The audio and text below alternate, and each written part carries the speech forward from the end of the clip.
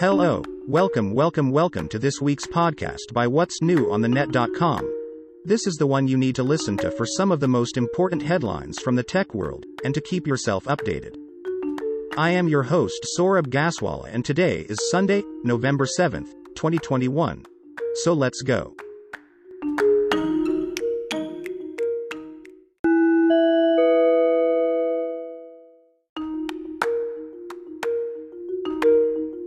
All of us love to play digital games, right?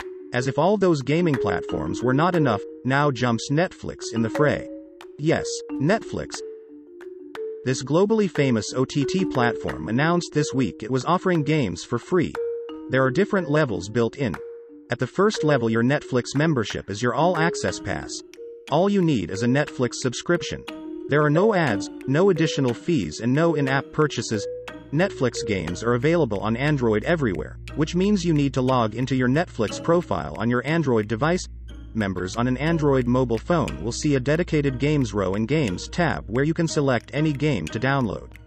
Members on an Android tablet will see a dedicated Games row or be able to select games from the categories drop-down menu to download and play. So go ahead, here's one more way to pass your time.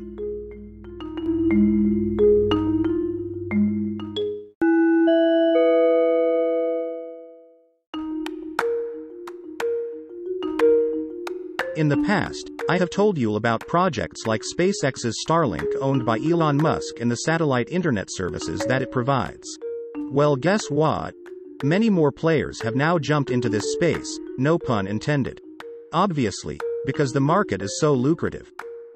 This week, two more players, including aircraft manufacturer Boeing, announced the FAA had granted it permission to deploy satellites that could beam broadband internet from space.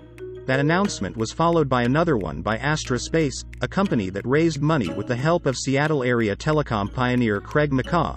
Astra Space said it had applied for authorization with the FCC to launch up to 13 620-bit beaming satellites. Amazon, too, is planning to launch its first Project Kuiper internet satellites in the fourth quarter of 2022. Which is all very fine, but I wonder, with all that space debris floating around, now we will have more to add to that.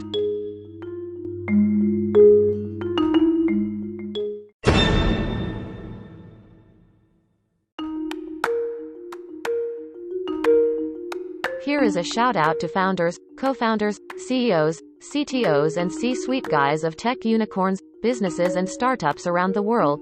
Come share your business story on our weekly podcast. CEO Speak is a new slot we have introduced in which the top management of tech companies can tell the rest of their community of their success, their struggles, and so on.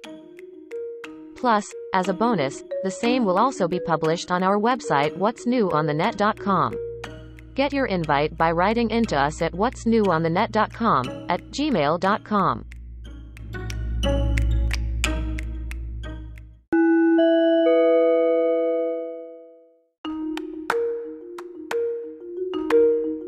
Startup owners, listen up.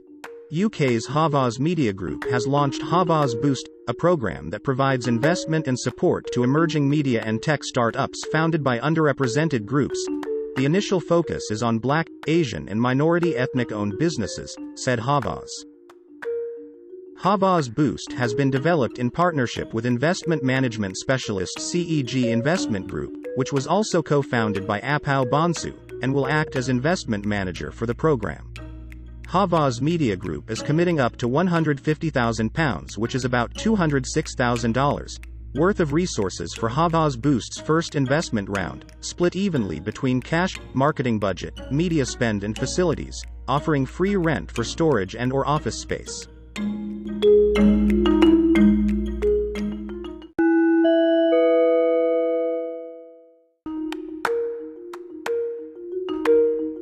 Meta's CEO Mark Zuckerberg announced Wednesday that creators will soon be able to share custom links directing their fans to pay them for subscriptions using Facebook's native payment system. In the event a fan subscribes through the link instead of Apple's in-app subscription, the creator keeps all of the money minus taxes. Creators who meet certain eligibility requirements can access the Facebook subscription service, which offers recurring charges for access to exclusive content. Facebook subscription is available in 27 countries. This announcement is another salvo in the ongoing war between Meta and Apple, as the move is a way to sneak around Apple's infamous platform fees. Apple has historically extracted a standard 30% fee from all paid apps and in-app payments made through iOS, a toll that generates massive revenue for the company, and this has always been a bugbear of software developers. You can find the link to Meta's subscription fee in the story on our website what'snewonthenet.com.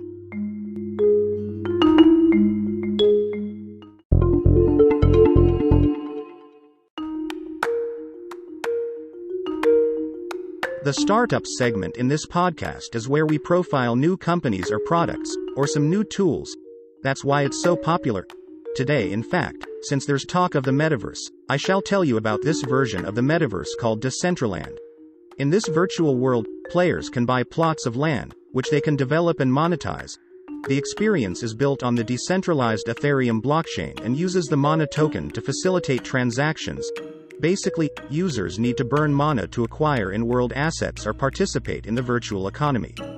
Decentraland was co-founded by Ariel Malich and Esteban Ordano in 2017, and it took 2 years after the initial coin offering for the game to launch a beta version to the public.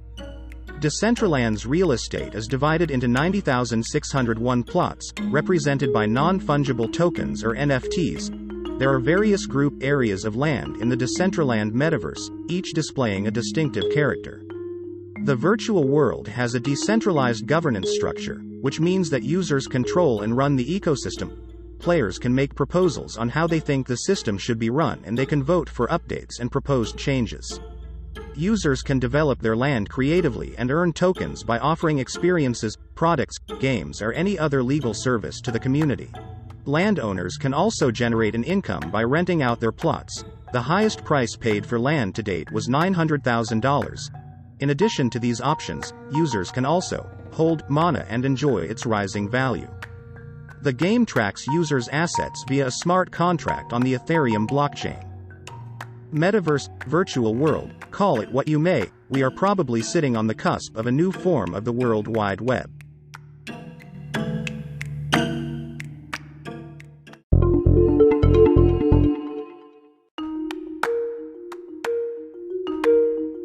This next startup profile is for those of you who love watching YouTube videos. It's essentially a note-taking app, with a bundle of other features. When you use Luna Notes, you no longer have to hit the replay button to seek out relevant information in a video you're watching on YouTube. This Chrome extension allows you to simply take notes of a particular YouTube video, even while you are watching it. Now how great is that, huh? This means that there's no need to swap between the footage on screen in a separate app, which is often the system used by YouTube viewers wanting to jot down DIY steps or other instructions. Not only is the extension integrated with the watching experience, it actually pauses the video while you take notes, a very handy feature indeed. So no more confusion on whether to add red sauce to your pizza base first or the cheese, I guess. Just pause the video, write down the steps with Luna Notes, and keep going. In addition, Luna Notes is packed with tons of useful features so that you'll never forget a fact from a YouTube video again. That's lunanotes.io. A word of caution. Listeners are strongly advised to do their due diligence before buying or downloading any of the startups featured here. Startup profiles are only for information purposes, and this podcast does not vouch for any of their features.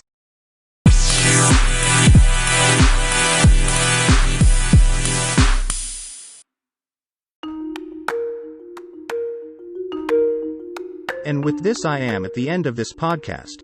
Hope you have enjoyed it as much as I have enjoyed making it. Let me also put on record my appreciation to the entire team of What's New on the Net. So until we meet next Sunday, this is your host Saurabh Gaswala wishing you goodbye. Stay safe, stay healthy.